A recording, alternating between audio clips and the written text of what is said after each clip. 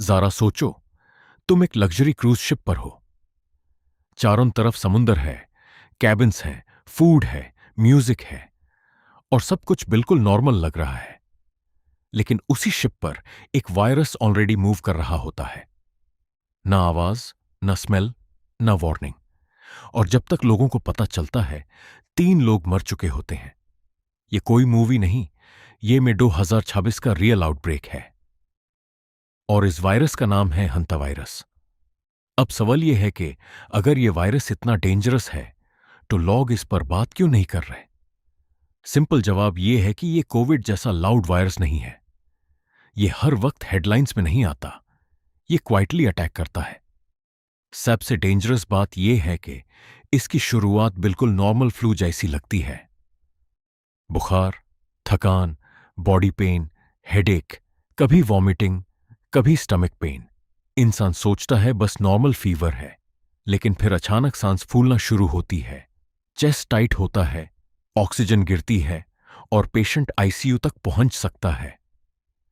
Hunt virus असल में एक वायरस फैमिली है जो मोस्टली रोडेंट्स यानी चूहे से स्प्रेड होती है। माउस, राइट, वाइल्ड रोडेंट्स, उनका यूरिन, उनकी ड्रॉपिंग्स और उनकी सलिवा इस वायरस को स्प्रेड कर सकती है। प्रॉब्लम टैब होती है जब ये गंदगी ड्राई होती है, तुम झाड़ू लगाते हो, डस्ट हवा में उठती है और तुम वो हवा सांस के जरिए अंदर ले लेते हो। तुम्हें चूहे को टच करना जरूरी नहीं, काटना जरूरी नहीं। कभी कभी सिर्फ कंटैमिनेटेड डस्ट ही काफी होती है।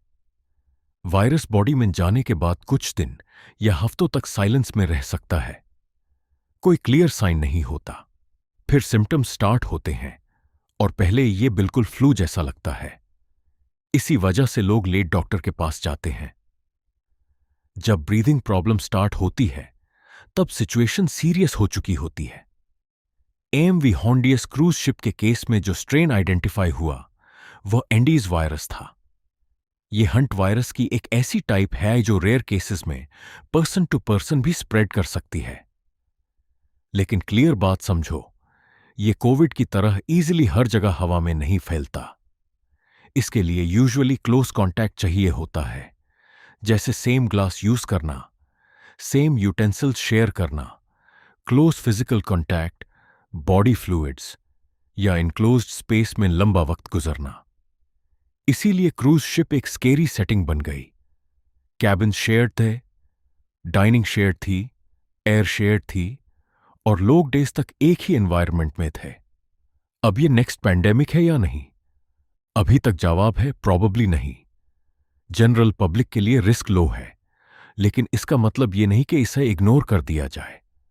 ये वायरस रेयर जरूर है, लेकिन जब सिवियर हो जाए तो फास्ट डेंजरस बन सकता है। बचने का सबसे पहला रूल है रोडेंट्स को घर से दूर रखो। घर के होल सील करो, फूड ओपन मत छोड़ो, ट्रैश प्रॉपरली बैंड रखो और स्टोर रूम्स, गैरेजेस, शेड्स या कैबिन्स में रोडेंट साइंस चेक करो।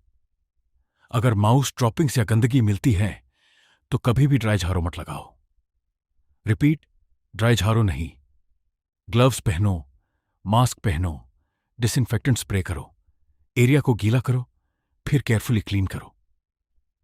क्यों के ड्राई डस्ट हवा में गई तो रिस्क बढ़ सकता है। अगर तुम साउथ अमेरिका ट्रैवल से आए हो या किसी ऐसी जगह गए हो जहां रोडेंट्स थे और फिर तुम्हें fever, body pain, stomach issue या ब्रीदिंग प्रॉब्लम हो तो वेट मत करो। डॉक्टर को क्लियरली बताओ कि तुम्हें रोडेंट एक्सपोजर या ट्रैवल एक्सपोजर हो सकता है। यह लाइन बहुत इंपॉर्टेंट है क्योंकि अर्ली सिम्टम्स फ्लू जैसे होते हैं और डॉक्टर को एक्सपोजर हिस्ट्री पता होना जरूरी है। अगर किसी को अंडेस वायरस सस्पेक्ट हो तो उसके साथ क्लोज कांटेक्ट अवॉइड करो। सेम ग्लास मत यूज करो, सेम प्लेट मत शेयर करो, किसिंग या क्लोज फिजिकल कांटेक्ट अवॉइड करो, हैंड्स वॉश करो और डिस्टेंस रखो। मकसद डर फैलाना नहीं, अवेयरनेस फैलाना है। क्योंकि हंता वायरस नया नहीं है, लेकिन कनेक्टेड दुनिया में पुराने वायरसेस भी नए तरीके से सामने आ सकते हैं। एक क्रूज शिप, 100 संतली लोग, एक साइलेंट वायरस और 3 डेथ्स। कभी कभी खतरा स्क्रीम नहीं करता, बस हवा में होता है, डस्ट में होता है और एक सांस में बॉडी के अंदर चला जाता है। इसलिए अलर्ट रहो, रोडेंट्स से बचो, गंदगी को ड्राई क्लीन मत करो, सिम्टम्स को इग्नोर मत करो, और अगर ये इंफॉर्मेशन यूजफुल लगी हो तो शेयर जरूर करो, क्योंकि शायद किसी को ये बात वक्त पर मिल जाए।